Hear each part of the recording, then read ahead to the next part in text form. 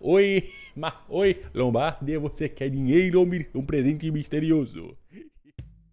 Eu espero que o áudio esteja sendo gravado da forma correta, tá? É a primeira vez que eu uso o microfone na mão assim. E eu queria ter um vídeo diferente com vocês falando assim, uma coisa mais pessoal, diferente pra vocês, sem aquele cenário. Eu ainda tô com o cenário, né? Mas sem o cenário da forma que eu tava fazendo antigamente, né? Tô fazendo alguns testes aqui no canal. Enfim, eu tava querendo trazer aqui pro canal um conteúdo sobre reacts, né? Porque é uma coisa que virou meio que uma febre no YouTube ultimamente. E o conteúdo de reacts é um negócio que meio que explodiu no ano passado, né? Eu acho que tem sido uma explosão, assim, quase no nível dos podcasts, né? Porque todo mundo tá fazendo reacts, né? Sejam canais pequenos, sejam canais grandes. E é um negócio, assim, que era interessante, né? Porque os podcasts eram coisas, assim, que canais grandes faziam, né? Porque precisava de uma estrutura grande, né? Você precisava de muitas câmeras, você precisava de microfones de alta qualidade, né? E luzes em um estúdio, e um negócio muito complicado. E pra fazer vídeos de reacts, você não precisa de nada. Você só precisa de um vídeo e uma câmera gravando você reagindo ao vídeo, né? Então, é um negócio bem simples, sempre foi algo bem simples, né? O tipo de vídeo de reacts não é uma coisa nova, ele existe há muito tempo, só que por muito tempo ele foi tratado como uma coisa meio que proibida no YouTube, né? Nas outras redes sociais nem tanto, mas não existiu muito engajamento, né, nesse tipo de conteúdo, porque acho que o mainstream, né, de produção de vídeo era o YouTube, e no YouTube era uma coisa meio que proibida, né? Existia assim meio que uma proibição que não era uma proibição, não era nada muito certo, né? Era uma coisa que levantava muita dúvida. Existia até uma superstição, né, no YouTube, que se você tinha um limite, assim, de quantos segundos você podia colocar do conteúdo de outra pessoa sem tomar um copyright ou um strike, uma coisa do tipo. Então, era uma coisa meio mística, assim, no YouTube, né? E isso meio que mudou de um tempo pra cá. Eu não sei se foi um amadurecimento dos produtores de conteúdo que perceberam que realmente não precisava ficar com aquele medo, né? Acho que houve também um amadurecimento de empresas maiores, né? Porque o maior medo das pessoas era fazer reacts de conteúdos grandes, né? Você fazer um react de vídeo. Teve até uma época aí que teve uma lei na Europa, né, que praticamente ia acabar com os vídeos, lembra? Quem é mais antigo aqui no YouTube que consegue lembrar? Sei lá, se você tivesse uma miniatura aqui do Pokémon, do Pikachu, nossa, seu vídeo ia cair, você ia ser banido, coisa do tipo. Teve uma parada meio que assim, eu não sei se foi por causa do escândalo que as pessoas fizeram, por causa disso acabou que eles reverteram isso, né, e acabou sumindo, ou se foi uma maturidade das empresas, né, que perceberam que, pô, eu vou dar strike num cara que tá promovendo o meu conteúdo, um cara que está fazendo a gameplay do meu jogo, tá falando do filme que eu vou lançar. Eu acho que teve um amadurecimento, né, do mercado em geral. Um amadurecimento também dos próprios youtubers, né, porque youtubers tinham medo de colocar conteúdo de outros youtubers e meio que isso acabou, né, assim. Eu sei que ainda existe a regra. Se você colocar o conteúdo, fazer um react de alguém e aquela pessoa reclamar, você vai tomar um strike, tá bom? Não tem dúvidas. Mas eu acho que as pessoas estão tão maduras que meio que perceberam que não vale a pena dar um strike, porque você acaba sujando seu nome. Imagine, um cara grande faz um react de um vídeo meu, pô, o cara tá promovendo meu vídeo. Outras pessoas que não assistiriam meu vídeo, estão assistindo esse vídeo agora e eu vou lá dar um strike no cara. Cara, não faz sentido isso. Você vai se queimar pro seu público, vai se queimar pra um monte de gente, entendeu? E acho que não é algo positivo. Então a gente entra na base do que são os vídeos de reacts, que é uma coisa muito simples, você não precisa de produção, né? Eu sei que tem muitos youtubers, talvez tenha algum youtuber grande me assistindo agora e ele tá pensando, pô, eu tenho tanto trabalho pra fazer um vídeo, às vezes eu passo uma semana, às vezes eu passo 2 semanas, um mês produzindo um vídeo, e vi um youtuber maior e ele pegar o meu vídeo e fazer uma reação e pegar 10 vezes mais ou mais ainda de visualizações que um vídeo meu, e o cara não teve trabalho nenhum, né? Tipo, parece injusto, né? Falando assim, parece injusto. Eu sei que a pessoa que é reagida, ela sempre tem esse pensamento de injustiça, mas eu vou explicar pra vocês que isso tá muito errado, tá bom? Eu acho que o maior responsável pela injustiça aqui é o YouTube, não quem reage. Quem está reagindo, ele tá ajudando seu canal, tá bom? Não vá nessa onda de que muita gente tá falando que, você tá sendo roubado porque o cara pegou seu conteúdo, que você teve um maior trabalho e ele tá roubando seu conteúdo. Não. Se o cara fizesse ou não fizesse aquele vídeo, não ia interferir em quase nada. Na verdade, o fato dele tá reagindo ao seu vídeo tá te ajudando, tá bom? Se ele não fizesse isso, o seu canal não teria a visibilidade que ele tá tendo naquele momento, sendo reagido por um cara que tem 10 vezes o seu tamanho. Sei lá, você tem 100 mil inscritos, o cara tem 1 milhão. Pô, o cara tá mostrando o seu vídeo pra um grupo de pessoas que nunca assistiriam o seu vídeo, tá bom? Ou demorariam, sabe, muitos anos pra poder cair o algoritmo jogar na timeline dele o seu vídeo, entendeu? Então, eu acho que a gente tem que agradecer a quem reage aos nossos vídeos. Eu sei que parece ser injusto, tá bom? Eu tenho essa mentalidade, parece ser injusto, mas não é injusto, tá bom? A injustiça tá aqui com o YouTube. O YouTube, ele tem que fazer alguma mudança nesse sentido. Mas esses dias eu me parei assim, eu fiquei me perguntando, cara, por que React é um negócio que tá explodindo tanto? Porque assim, a gente vê os vídeos de React, eles dão muita visualização. Vocês podem ver que para alguns canais eles dão mais visualizações do que os vídeos comuns. Então o cara tem lá um trabalho do caramba pra fazer, pra produzir um vídeo, e ele consegue lá, sei lá, 100 mil visualizações. Aí ele faz um React e ele ganha 500 mil visualizações. Como que isso é possível? Como é que isso não faz sentido, entendeu? E eu parei um pouquinho e pensei, cara, eu acho que isso tem uma questão mental, assim, eu vou mandar um metaforando aqui, falar do psicológico das pessoas, porque realmente, quando a gente, o que muda na minha vida assistir um vídeo que tá sendo reagido por outra pessoa se eu poderia assistir o vídeo original sem aquele comentário da pessoa? Então a gente entra numa questão de grupo, né? Uma questão mais filosófica sobre o ser humano e sobre comunidade, sobre grupamentos, sobre tribos, entendeu? O ser humano é uma criatura que gosta de tribos. A gente gosta de estar com pessoas que pensam igual a gente, que têm os mesmos ideais, que têm os mesmos objetivos, que têm os mesmos propósitos. E isso funciona muito bem na vida. Você frequenta uma igreja de pessoas que pensam a mesma coisa que você, ou você frequenta um grupo de amigos que gostam de jogar futebol e eles têm pensamentos muito parecidos com o seu com relação ao futebol. O ser humano é essa criatura que gosta de tribos, e como que isso interfere nessa questão que eu tô falando? Funciona da seguinte forma: você é inscrito de um canal de uma pessoa, você assiste os vídeos daquela pessoa porque você gosta daquela pessoa, você gosta das ideias que aquela pessoa tem. Então, por que assistir um react daquela pessoa é muito mais prazeroso do que assistir o vídeo original, o vídeo cru? Então a gente entra no ponto de que essa afinidade que você tem com aquele criador de conteúdo que tá reagindo ao vídeo, ela faz você se sentir um pouco mais amigo daquela pessoa, sabe? É como se você fosse assistir um react, você estivesse sentado no sofá do lado daquele cara. Sei lá, por exemplo, tem o canal do Croix, que eu assisto bastante, o Croizão, né? Ele faz muito react, ele tem um canal só de react, né? Que ele faz live stream também. E ele faz react de vários conteúdos, de coisas polêmicas, de coisas sobre jogos e tal. E ele é um cara que eu me identifico muito com a forma dele de pensar e tal. Então acontece que quando eu vou assistir ele reagindo a outra pessoa, é como se eu estivesse sentado no sofá do lado dele, que ele fosse meu melhor amigo, meu brother, meu camarada, que a gente sentasse ali. E como eu concordo com as coisas que ele já disse, eu vou concordar com o que ele tá falando ali daquele vídeo, o que ele tá reagindo. A maioria das coisas que ele for falar sobre aquele vídeo, as análises dele, eu vou concordar, eu vou achar legal, então vai ser aquele reforço positivo, sabe? É uma coisa como... algum psicólogo vai falar aqui, nos comentários vai falar que tem uma a ver com a dopamina, porque, sei lá, ele tá reagindo a um vídeo polêmico, e o meu pensamento é paralelo com o dele, então a gente vai pensar a mesma coisa, e quando ele fala uma coisa que confirma algo que eu já acredito, pô, isso me dá uma reação dopaminérgica na cabeça que me dá um prazer. Então talvez, por causa disso, seja mais interessante eu ver um react de uma pessoa que eu gosto do que ver o vídeo original. Então, ao meu ver, é isso que interfere, né? É isso que mais agrega no conteúdo do react, que é o fato do criador de conteúdo que você tá assistindo, ele ter uma afinidade com você. E a gente pode ver como que isso evoluiu com o tempo, né? Porque no começo dos vídeos de react, eles começaram com vídeos de humor. Eram mais pessoas reagindo a vídeos de humor. Tinha até há um tempo atrás aquelas trends de pessoas, eu vou beber um copo d'água aqui e vou assistir um vídeo engraçado, vou ver se eu consigo passar todos esses vídeos aqui sem cuspir água, né? Porque eu não vou rir, eu vou me segurar o meu riso e tal. Então tinha esse negócio que acaba sendo algo mais genérico, mas que atinge todo mundo, né? Porque todo mundo tá vendo o vídeo, todo mundo acha o vídeo engraçado, todo mundo vai rir. E fica engraçado você ver o vídeo, ver a reação do cara tentando não rir e tal. E ainda existem esses vídeos hoje, tem muito nos stories, tem um cara que ele é muito famoso, acho que é o maior youtuber que faz isso, né? De fazer esses vídeos de react, bebendo água e tentando não cuspir água e tal.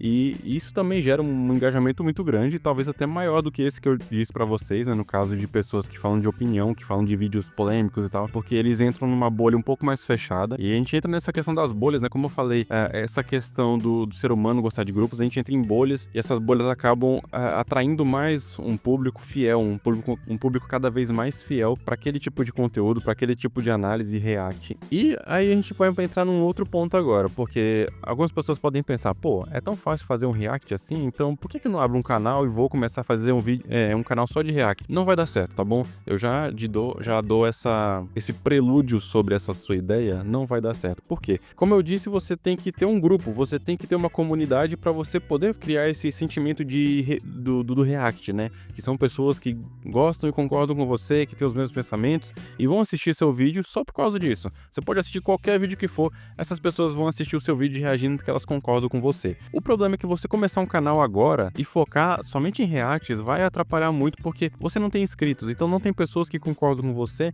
então não tem pessoas que vão querer assistir o seu vídeo, porque o YouTube tem uma ferramenta, né, que quando você coloca um vídeo lá, ele começa a distribuir para um grupo de pessoas, para ele identificar qual que é o seu grupo, qual que é a galera que vai assistir o seu vídeo, a galera que gosta do seu vídeo. Eles vão fazer uma análise de se o vídeo é bom ou ruim, se as pessoas estão curtindo, se as pessoas estão parando na metade do vídeo, parando no comecinho, entendeu?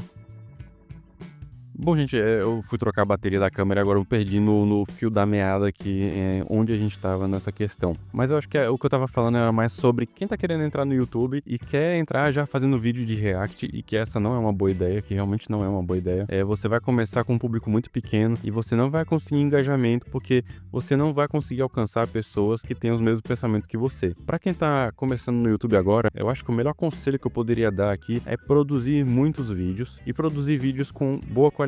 Você não precisa fazer um vídeo excelente, um vídeo maravilhoso, um vídeo que você passa um mês para produzir. Claro que você pode fazer isso se essa for a pegada do canal que você quer criar, mas se o seu objetivo é criar um canal grande, você tem que produzir muito conteúdo para você criar uma comunidade. Acho que esse é o principal objetivo de um YouTuber, é criar uma comunidade, criar um grupo de pessoas que vão gostar do que você faz, que concordam com o que você pensa. Então, para fazer isso, você precisa de muito engajamento das pessoas. As pessoas têm que gostar do seu conteúdo, tem que gostar do que você fala, tem que concordar com você.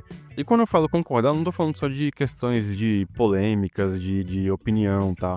As pessoas têm que concordar com o tipo de conteúdo que você faz. Por exemplo, existem nichos no YouTube que são meio que fracos, né, pra você começar um canal hoje. Por exemplo, se você for fazer um canal de retro game. Retro game é um tipo de coisa muito legal, né? Tem muita gente que tem muitos inscritos, mas como é um nicho muito pequeno, é um nicho de pessoas que é raro você achar pessoas que gostam de colecionar jogos, é aquela galera que sai pra feiras, pra procurar um jogo, pra procurar um videogame, vai em leilão pra comprar um videogame antigo e tal. É muito difícil você achar esse tipo de pessoa, e no YouTube também não é diferente. Então, pra criar um canal desse, você vai ter muita dificuldade. Claro que não é impossível, mas é só difícil, tá bom?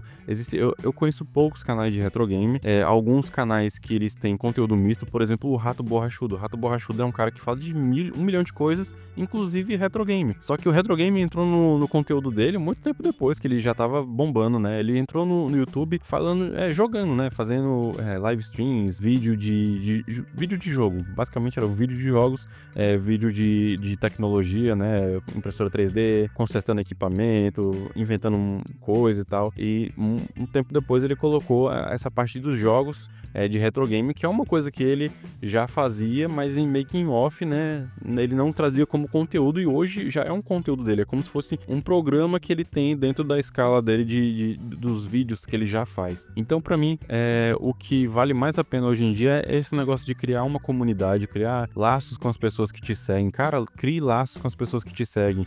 E como eu vou criar laços, Renan? Fazendo coisas simples, como responder um comentário. Tem muito youtuber que começa aí, eles não respondem o comentário, eles estão um pouco se lixando pros inscritos, porque ele pensa, eu só tenho 100 inscritos e dane-se os comentários, porque não vai fazer diferença. Faz muita diferença, porque quando você responde o comentário de um inscrito com sinceridade, tentando ajudar ele naquela questão, ou só pra brincar com ele, pra se divertir ali no comentário, você tá criando um laço, tá criando uma comunidade mais forte, você tá atraindo mais pessoas. Outras pessoas vão ver aquele comentário e vão falar, nossa, que foda esse cara aqui, ele dá atenção pros inscritos dele, nossa, que irado, eu vou me inscrever no canal desse cara, porque ele pode responder qualquer dia uma mensagem que eu mandar pra ele. Então, eu acho que essa é a melhor forma de você começar no YouTube, criando uma comunidade. Eu sei que tem que ter um bom conteúdo, tem que ter um bom vídeo, um bom áudio, tem que saber falar bem. E eu tô aqui, só fazer um adendo aqui, eu tenho um problema muito grande pra falar, tá bom? Eu tô falando aqui pra vocês porque não tem ninguém aqui em casa, tá um ambiente propício pra mim gravar esse vídeo. Mas geralmente eu não consigo falar muito bem, tá?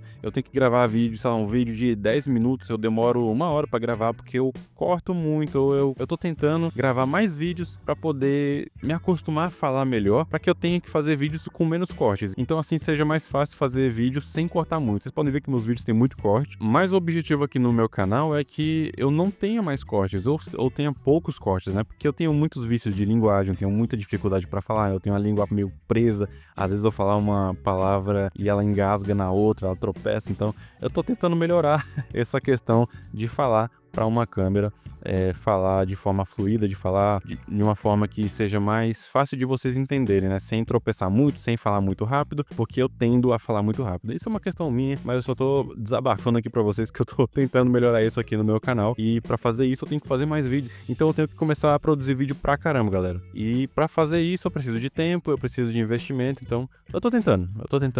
Eu passei muito tempo com o canal meio fechado e tentando abrir e voltar. E eu tô tentando voltar agora na normalidade, a fazer pelo menos um vídeo por semana. E tamo aí na luta, mas eu acho que eu vou conseguir, tá bom? Lembrando assim, né, só fazendo parte do adendo, faça um roteiro, né? Se você tem dificuldade de falar, faça um roteiro. Eu tenho um roteiro aqui que é o que eu deveria falar e separado por tópicos pra facilitar a minha vida, né? E só pra finalizar aqui o vídeo, né, eu vim trazer aqui uma outra questão que tá sendo muito abordada, eu acho que é o que as pessoas mais falaram ultimamente sobre esses vídeos de React, né. Eu tô aqui meio que pra fazer um vídeo diferente sobre isso, porque tem se acusado muito as pessoas que fazem React de serem aproveitadores, de pessoas que estão roubando conteúdo e tal. Eu acho que isso é uma bobagem, como eu já falei anteriormente, né. Eu sei que muita gente vem com aquela opinião de que não, você só tá reaproveitando o conteúdo de outra pessoa, você tá se apropriando do trabalho de outra pessoa, porque o cara teve um tempão, um trabalho do caramba pra poder fazer aquele vídeo, você vai lá e só faz um react por cima e ganha muito mais do que o produtor original e tal. E eu entendo essa parte que é meio difícil de entender, mas a vida é assim, as pessoas se aproveitam umas das outras, né?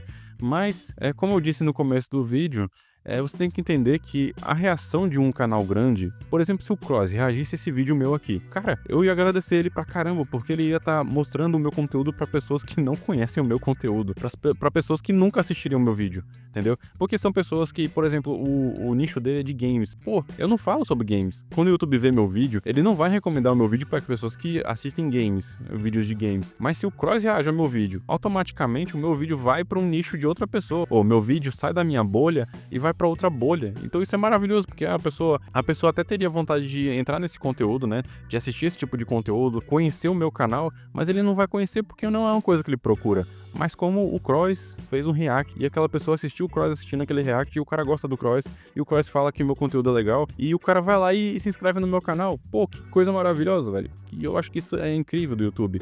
Essa coisa é uma coisa meio que orgânica que existe no YouTube, né? Eu sei que existe o algoritmo, que o algoritmo interfere de forma bem forte nisso, mas no geral o YouTube é uma das redes sociais que ela é mais orgânica, que ela consegue conversar com todo mundo de uma forma muito orgânica. E só pra pegar como exemplo, né? Eu tava assistindo esses dias um vídeo do Brino, né? Vocês conhecem o Brino, é um cara muito famoso no YouTube, ele tem, sei lá, acho que uns 5 milhões, 10 milhões de inscritos, e ele tava reagindo a um canal menor, né? Um canal de, sei lá, 100 mil inscritos, que é o canal do Augusto Braga. E eu fui dar uma olhada, né, pra ver qual que era a diferença do vídeo que foi reagido e do vídeo que estava, do Brino, né? Do vídeo que o Brino tava reagindo, né? Como é que ficou a diferença, assim, de questão de visualizações. E a diferença de número de visualizações era absurda. O conteúdo original, acho que tinha umas 100 mil visualizações e o conteúdo do Brino tinha sei lá, 1 milhão, 1 milhão e meio, uma coisa assim, não sei como é que tá hoje. Eu vou mostrar aqui pra vocês uma print pra mostrar isso. E quando você olha uma print dessa, você pensa, pô, que bosta, né? Tipo, o cara deve ter tido um trabalhão pra fazer a pesquisa daquele vídeo, pra poder fazer aquela edição e tal. Talvez o cara tenha demorado um mês pra fazer aquilo e veio um youtuber grande e fez um react em cima, gastando, sei lá, 15 minutos sem fazer nenhum esforço, só com a capacidade dele de falar, de interagir com o público dele, que é grande, né? O Brino tem uma capacidade de interagir com o público dele muito grande. Ele tem um personagem que ele criou, né? Não sei se ele criou, se é ele mesmo ali, que é um personagem muito cativante, muito carismático. Então, aquilo dali dá um valor muito grande pro react dele, né? Se ele não tivesse aquilo dali, o react dele não teria muito valor, mas também o que valoriza muito o react dele é a quantidade de inscritos que ele já ganhou nesse tempo todo que ele tá no YouTube, entendeu? Então, tudo isso faz com que um react dele de um vídeo de 100 mil visualizações vá pra 1 milhão de visualizações. Eu acho que é isso que as pessoas não conseguem entender ainda. O Augusto Braga, que fez aquele vídeo, ele fez um vídeo muito bom, um vídeo bem editado e tal, mas a história dele, talvez ele não tenha tido um tempo assim no YouTube tão grande quanto o Brino, talvez ele não tenha tido tanto investimento quanto o Brino.